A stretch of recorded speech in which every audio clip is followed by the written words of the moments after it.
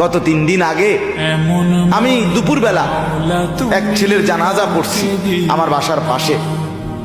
22-23 বছরের এক ছেলে, চাঁদের মতো চেহারা, চাঁদের মতো চেহারা, এত সুন্দর চেহারা তার, লম্বা সুঠাম সুন্দর চেহারা।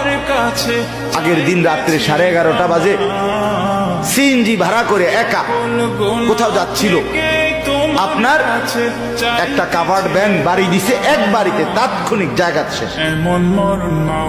তুমি কাউকে দিও না। পরের দিন দুপুরবেলা জানাজা হয়েছে। আমি বললাম হায়, এই ছেলেকে তো তার আগের দিনও তার ঘরে তার মা বাপ লেপ কম্বল দিয়ে দিছে রাত্রিবেলা শীতে। আজকে যে সে কবরস্থ হবে, আজ রাত তার কবরে লেপ কম্বল কে দিবে? কবরের মধ্যে তো ভীষণ ঠান্ডা, ঠান্ডা না? কথা বলেন না কেন? ঘরের চাইতে বাহিরে বেশি ঠান্ডা না?